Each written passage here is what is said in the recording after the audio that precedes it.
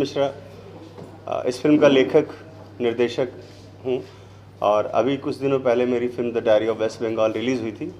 उसको लेकर बहुत सारी जो बातें थी और जो प्रॉब्लम्स थे बहुत सारे, तो एक समय ऐसा आ गया था कि मैं सोचा था कि मैं इस इंडस्ट्री से अलविदा बोल दूँगा, मेरे लिए जगह ठीक नहीं है। क्योंकि शायद आप लोगों ने पहली बार ऐसा सुना होगा कि किसी निर्देशक जो फिल्म बनाने वाला है उसकी जान पर बनाई हो। तो उन परिस्थितियों से निकलना मेरे लिए बहुत ही मुश्किल था, बहुत मुश्किल था। लेकिन मैं धन्यवाद देना चाहूँगा अपनी टीम को, जिन्होंने मेरा हौसला बढ़ाया। मेरे साथ के आसपास के जितने भी लोग थे उन्होंने मुझे बहुत हेल्प किया और मतलब मैं ऐसा लगा कि मैं रिटायरमेंट ले लेना चाहिए मुझे। तो अब थोड़ा सा हिम्मत किया हूँ कि मतलब इस फिल्म को मैं फिर से शुरू करूँ। प्लीज़ कैमरा बंद कर दीजिए। अरे है ना, सबके साथ हम सब है ना साथ में। आपके साथ हैं।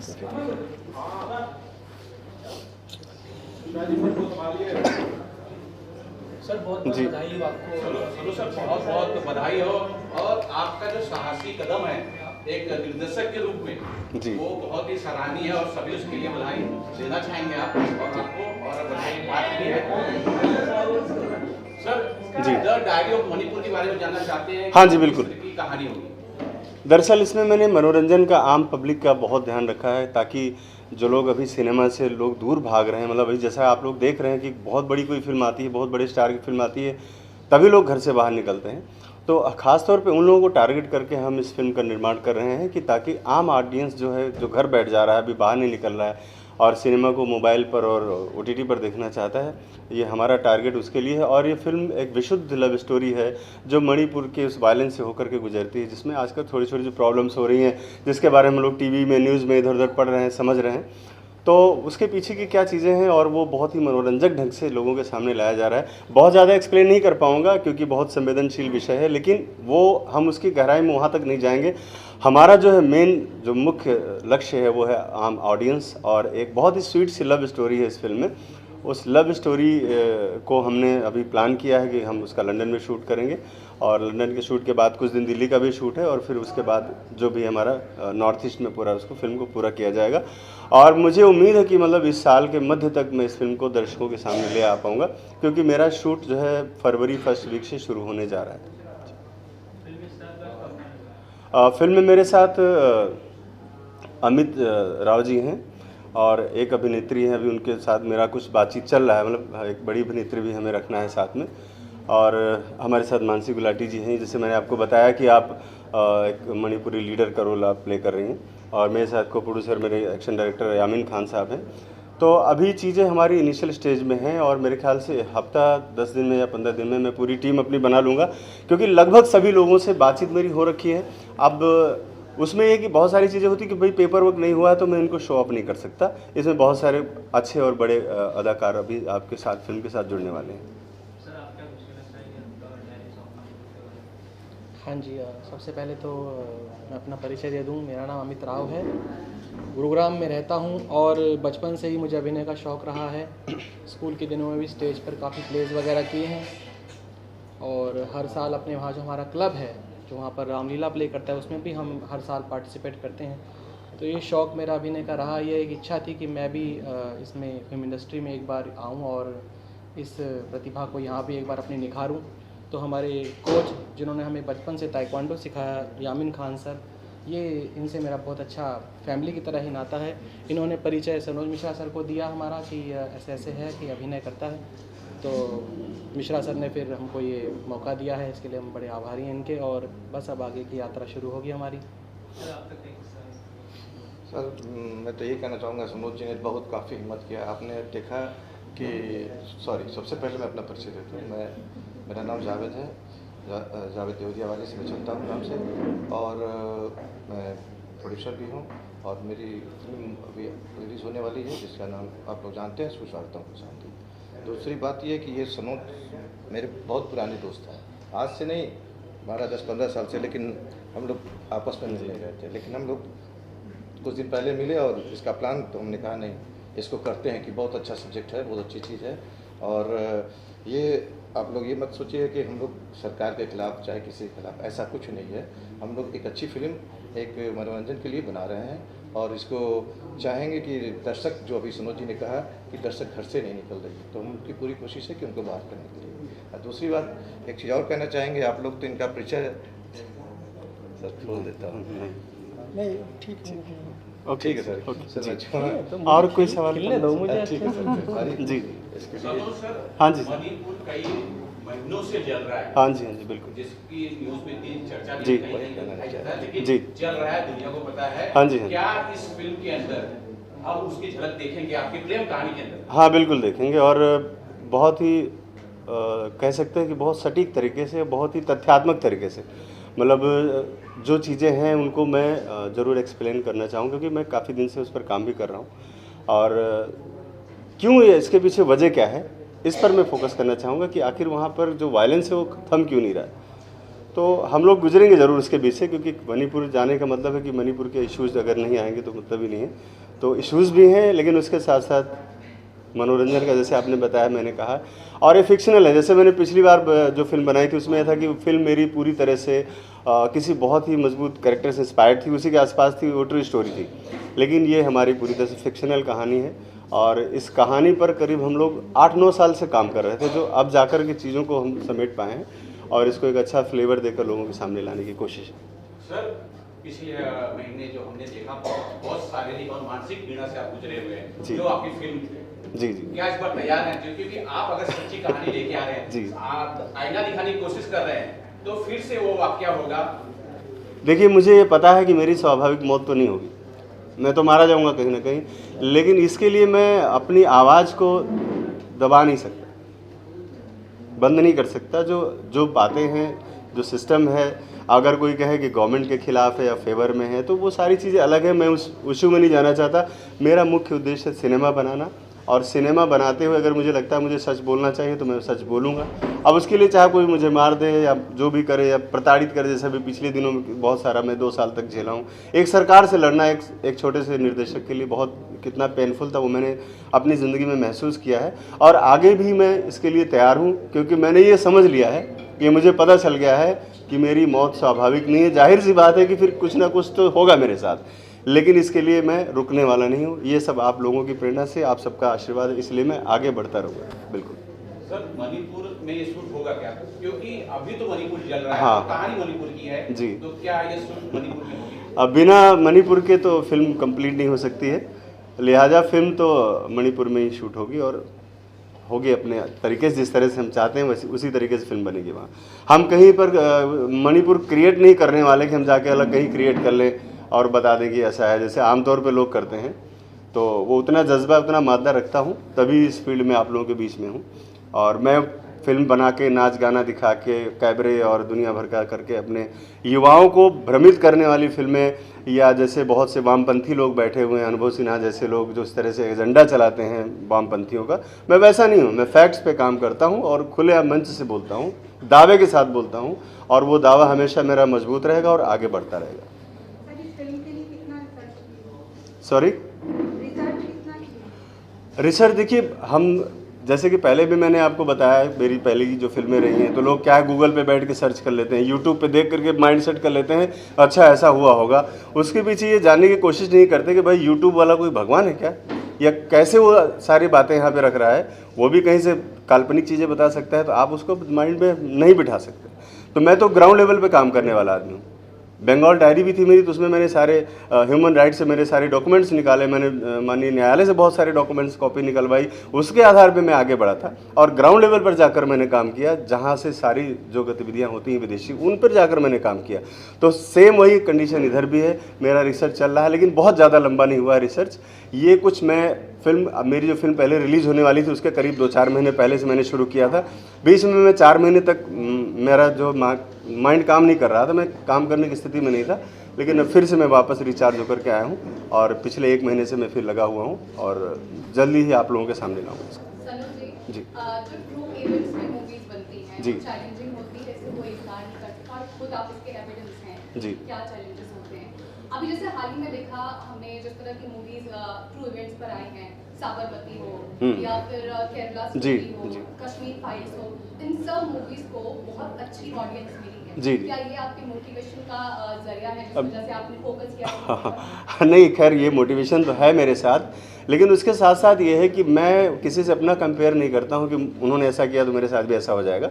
ये मेरा अलग तरीका है, मैं अपने पैटर्न पे काम करने वाला आदमी हूँ। आप इसके पहले भी एक और फिल्म आई थी इसी गोधरा कांड पर, लेकिन वो फिल्म का रिस्पांस नहीं रहा रहूँगा, तो इसका मतलब ये नहीं कि वो निर्माता लोग सोचे कि नहीं हमें फिल्म नहीं बनानी, उन्होंने बनाया और सफल करके दिखाया। तो मुझे लगता है कि हर एक दिन एक नई चीज़ है, अगर मैं नई चीज़ें लेके आ रहा हूँ लोगों के सामने तो लोग पसंद करेंगे। हम किसी से कंपेयर नहीं करते, हाँ, लेकिन यह ट्रू इवेंट्स है तो मुझे लगा इस पर काम करना चाहिए। इससे पहले कोई वामपंथी आके चीज़ों को ख़राब करे तो मैं अपने तरीके से जिस तरह से एक देश का जिम्मेदार नागरिक हूँ, उसके साथ साथ अगर मैं फिल्म मेकर हूँ तो मेरी जो जिम्मेदारी बनती है वो मैं लोगों के सामने अपनी जिम्मेदारी से पूरी तरह से खरा उतरूँगा। आपने बोला कि ये मूवी आपकी तमाम जो पॉलिटिकल एजेंडा है उससे दूर होगी, लेकिन क्या आपको लगता है ट्रू लव स्टोरी बनाने के समय आप जो मणिपुर में चल रहा है हाँ। उसको डिस्क्रिमिनेट कर पाएंगे, दोनों को अलग करना मुमकिन है ऑन स्क्रिप्ट? हाँ, ये चैलेंज है आपने जो कहा ये, और इस चैलेंज को मैंने एक्सेप्ट किया है। और मेरे ख्याल से आप जब फिल्म देखेंगे तो आपको लगेगा कि आपने जो आज बात कही थी वो मैंने उसको पूरा किया।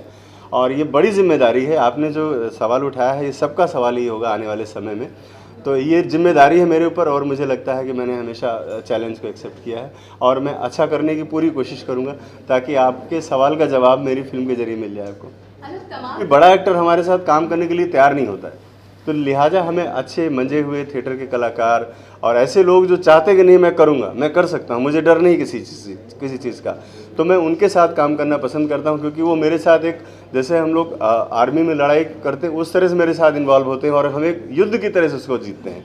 तो मेरे लिए नए लोग और उनके साथ काम करना ज़्यादा कंफर्टेबल हो जाता है, बिकॉज ऑफ बड़ा स्टार कास्ट आएगा तो बड़ी चीज़ें होंगी, बड़ा डिस्टर्बेंस होगा। और मेरे पास देखिए, मैं तो छोटी छोटी चीज़ों को इकट्ठा करके एक बड़ा बनाता हूँ।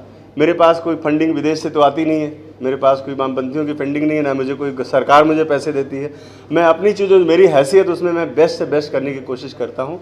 और the diary of West Bengal इसका सबसे बड़ा एग्जाम्पल है, आप कभी भी देख सकते हैं। अमित जी, मेरा सवाल अगला आपसे है। सनोज जी ने बोला कि स्टार कास्ट नहीं रखते हैं क्योंकि काम करना आसान है, तो चैलेंजिंग है बहुत। आप अपनी पहली मूवी करने जा रहे हैं, ऐसे में इतना चैलेंजिंग रोल चूज करने के पीछे क्या वजह है? इसकी वजह यही है कि मैंने जब इनसे इसकी कहानी सुनी तो मुझे लगा कि मैं अभिनय के जितने भी भावनाएं हो सकती है मैं इसमें व्यक्त कर पाऊँगा, एक्सप्रेस कर पाऊँगा। मेरा जो मेन वो था कि स्टोरी तो नो डाउट बहुत ही अच्छी है और बहुत चैलेंजिंग है। अपने आप को चूँकि मैं पहली बार पेश कर रहा हूँ तो उसमें मुझे अपने लिए काफ़ी संभावनाएँ दिखी इसमें। और साथ ही साथ फिल्म का जो ये टाइटल है, जो मैटर है, जो ये भी बहुत ही ज़्यादा ही मैसेज देने वाला है। और अभी तो मतलब इतना ही मेरे को, इस कारण से बस मैं इसमें मूवी में जुड़ा इनसे। मैडम के सवाल को अमित जी मैं आगे बढ़ाना चाहता हूँ कि भाई जब हम करियर की शुरुआत करते हैं तो चाहते हैं कि कुछ ऐसा लैंडमार्क हो, कुछ ऐसी बड़ी चीज़ हो जो हमारे लिए ताउम्र यादगार है। आपने शुरुआत ही सनोज मिश्रा जी के साथ की है। पिछली की सारी फिल्में आप काफ़ी जब देखते हैं तो इनके खिलाफ कई सारे FIR हैं, ये भाई साहब कुछ सिक्योरिटी में घूमते हैं, इन्हें सुरक्षा दी जाती है। पिछली बार इतनी फिल्म से परेशान हो गए थे कि ये गायब हो गए थे और नेशनल मीडिया में सुर्खियां बनी। ऐसे डायरेक्टर के साथ करियर की शुरुआत करना सही फैसला है? देखो, जीवन में किसके साथ क्या होना है आगे सब कुछ, मेरा तो ऐसा मानना निजी विश्वास है कि इस प्रकार अगर डर के जिएंगे तो हम कुछ नहीं कर पाएंगे। मुझे अवसर मिला, मुझे कहानी अच्छी लगी और इनका भाग्य इनके साथ है, मेरा भाग्य इनके साथ है, ईश्वर सबके साथ है। मैं आस्तिक विश्वास भी रखता हूँ, तो मुझे कोई भय नहीं किसी प्रकार का।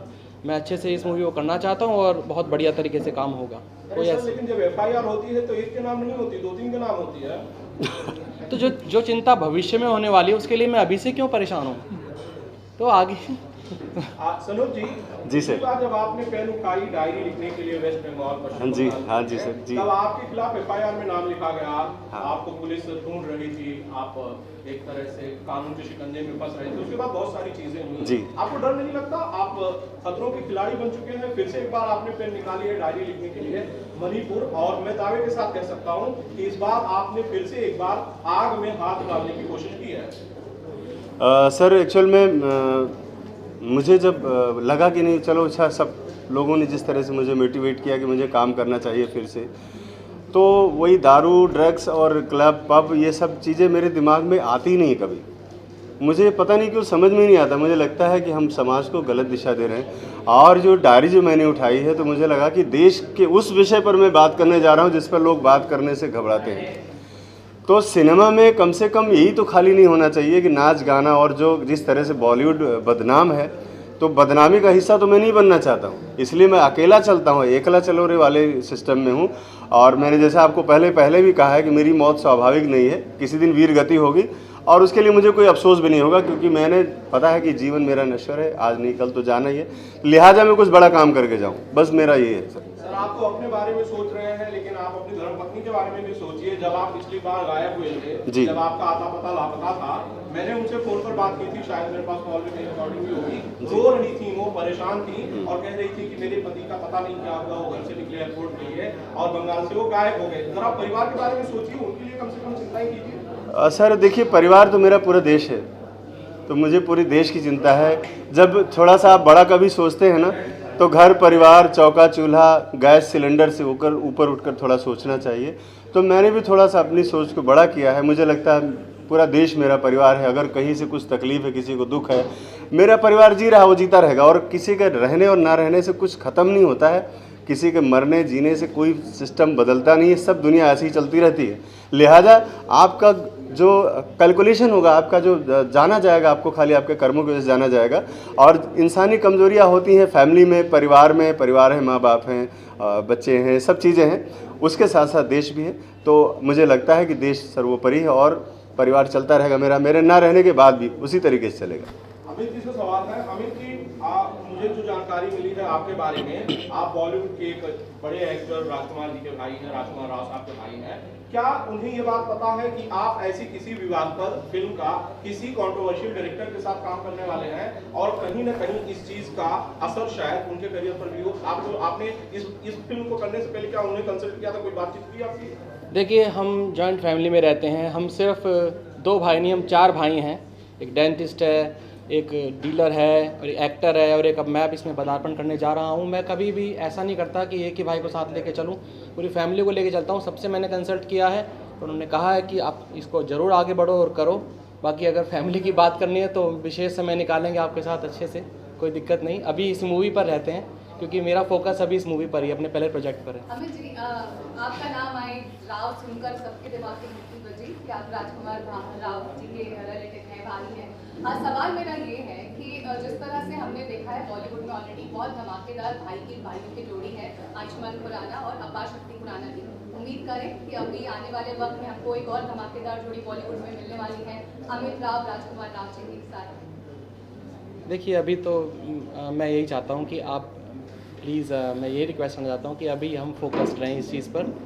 बहुत अवसर मिलेंगे बात करने के, चर्चा करने के बाद में फिर आपके सामने। क्या कुछ इनपुट दिए जाते हैं कि एक्टिंग के बाद लोग घर में एक्टर्स हैं? हम साउथ इंडस्ट्री से बहुत सारे इंटरव्यूज देखते हैं, हर जगह जहाँ घर में एक्टर्स हो कुछ थोड़ी बहुत चर्चा तो चलती है। तो ये फिल्म करने के पहले या इस फिल्म से रिलेटेड इनपुट या जनरल एक्टिंग के बारे में कोई इनपुट आप लोग शेयर करते हैं दूसरे से? मैं मूवीज़ देखता हूँ, वहाँ से लेता हूँ प्रेरणा, और कैसे किस प्रकार के इमोशंस किस तरह से एक्ट किया जाता है वो सीखता हूँ, और उसके बाद अपना इस प्रकार का मैं बनाता हूँ आगे। और अभी ये मेरा एक्सपीरियंस आगे जाएगा देखने। अभी तो मेरे को एक्सपीरियंस यही है देखने का। अब आगे अब मैं इसे सीखूंगा भी और करूँगा भी, और आपके सामने प्रस्तुत भी किया जाएगा। मानसी जी, आप योगा से डायरेक्ट मूवी में ये जो ट्रांसफॉर्मेशन है, किस तरह से आपने इस चैलेंज को डील किया है? एक्चुअली मैंने योग शुरू किया था जब मैं 9 साल की थी, और मैं 18 किताबें भी लिख चुकी हूँ।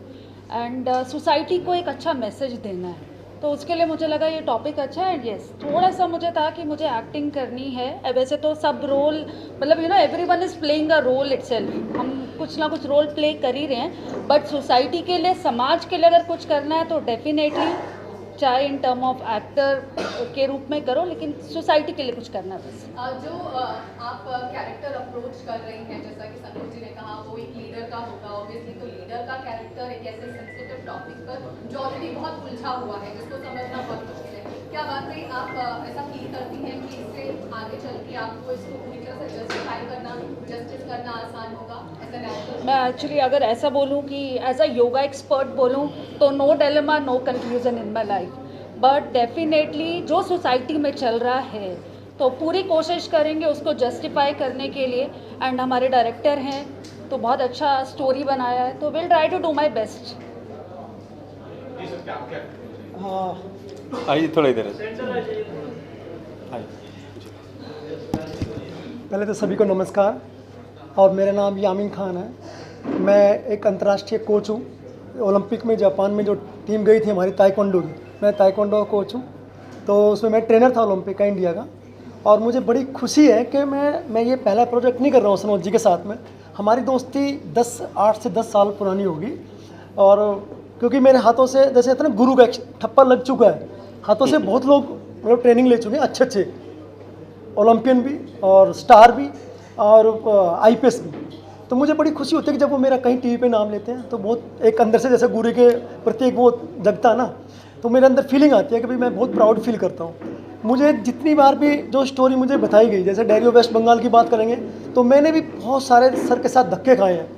धक्के अब समझ गए ना, मैं एक देसी लैंग्वेज में बोल रहा हूँ कि धक्के खाए, अच्छे वाले धक्के खाए हैं, लेकिन इन्होंने वो हार नहीं मानी और मैंने फिर इनका साथ नहीं छोड़ा। क्योंकि ऐसे ही हम एक फाइटर हैं, हम रिंग में लड़ते हैं, हम खेलते खेलते अगर हमारा हाथ पैर भी टूटता है हम लास्ट में भी लड़ते हैं कि आखिरी की 1 सेकंड हम उसको नॉकआउट मार देंगे और वो हम जीत जाएंगे। तो वही चीज़ को मैं रखते हुए इस इंडस्ट्री की तरफ ऐसे इंसान के साथ जुड़ा जिन्होंने मैं अपनी आंखों से देखा कुछ चीज़ें, तो मुझे बड़ी खुशी होती कि मैं उसका पार्ट बना डायरी ऑफ वेस्ट बंगाल का।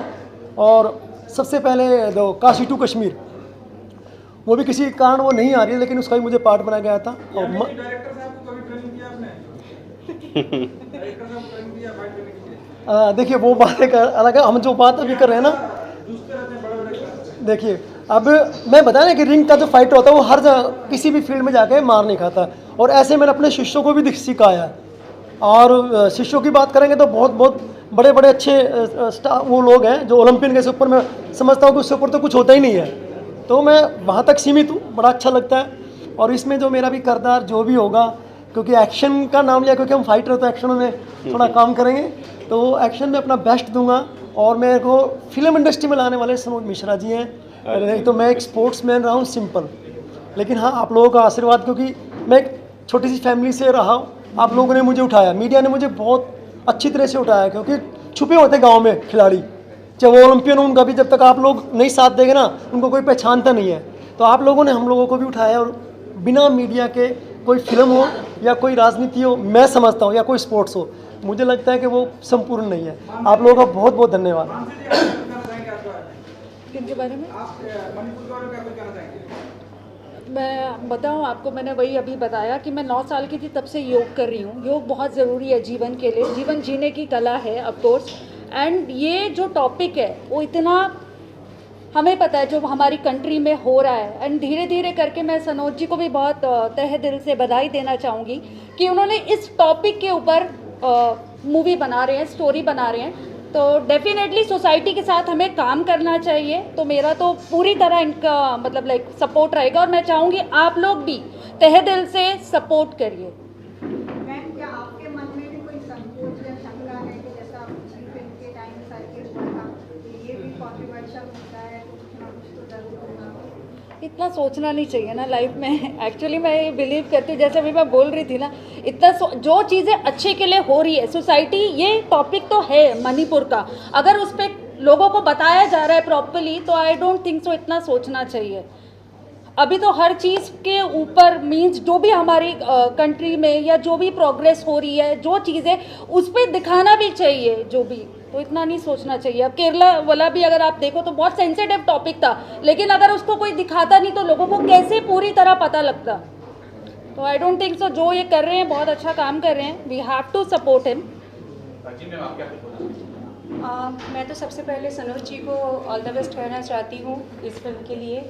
और सनोज जी को मैं ये डायरेक्टर नहीं बोलूँगी, मैं बोलूँगी ये एक योद्धा है जो इंडस्ट्री में इस तरीके का फिल्म को लेके आने का हिम्मत जुटा के कर रहे हैं।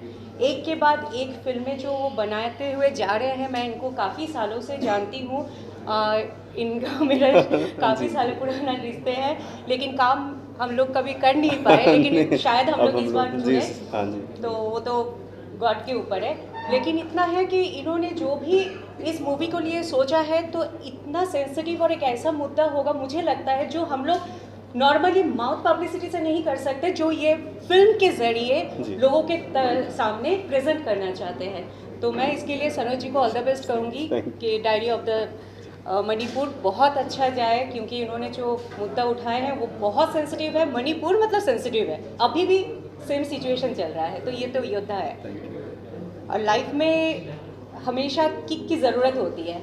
जब तक आपको लाइफ में किक ना हो ना, आपको आगे मूव करने का या अचीव करने का इच्छा नहीं रहती है, जो ये कर रहे हैं। तो मुझे इसलिए लगता है कि इनके लिए लाइफ में ये किक है। Thank you. सबसे पहले मैं ये हाँ जी सर महमूद भाई इधर आइए आप। भाई आप आइए। थैंक मेन आदमी को तो सबसे पहले मैं बधाई दूंगा सनोज जी को और पूरी टीम को कि इस तरीके के मुद्दे पर फिल्म बनाना आसान नहीं है। एज एन फिल्म मेकर मैं भी जानता हूँ कि कितनी तकलीफ होती है, और सनोज जी तो खुद भोगी है जो उन्होंने पिछले और उसके बाद हिम्मत करके ये बना रहे हैं। तो सल्यूट टू हिम फर्स्ट, और हम सबको अप्रिशिएट करना चाहिए।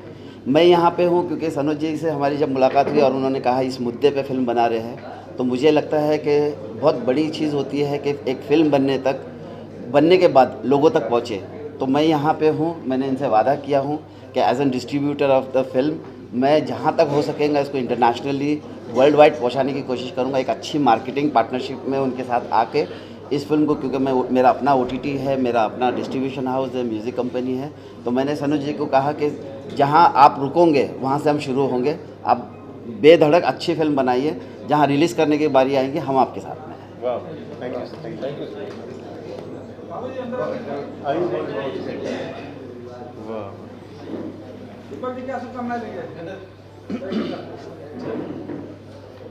So welcome all of you. Thank you very much for coming over here to cover this conference. मैं सबसे पहले सनोज जी को बधाई देना चाहता हूँ कि वो इतने बड़े बड़े कदम उठाते हैं, बहुत ही डेयरिंग, और उनके साथ जो कुछ भी वारदातें हुई हैं उसके बारे में आप सब जानते हैं, आप उसके साक्षी हैं, और हम उनके करीब रहते हुए उस चीज़ को महसूस करते रहे।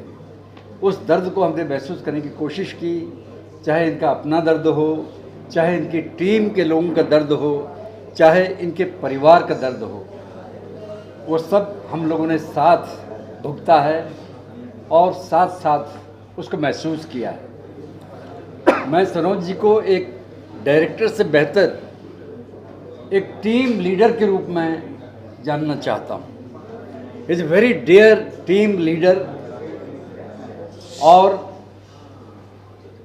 हम जैसे जो हम हैं उम्र दराज हैं, लेकिन हमने फिल्मों में रोल नहीं किया था, लेकिन सनोज जी के साथ जब हम पहली बार, इन्होंने गजनवी फिल्म बनाई थी, उसमें मुझे 3 गुंडे तस्कर बेटों के बाप का रोल दिया था, और जब कभी मैं उसमें कुछ कोताही कर रहा था तो इन्होंने मुझे डांटा भी और फटकारा भी, और मुझे अच्छा लगा कि एक डायरेक्टर के रूप में ये जैसा व्यवहार टीम के साथ करते हैं, बड़े प्यार से, बड़ी मोहब्बत से टीम को आगे ले जाने का मादा इनके अंदर है।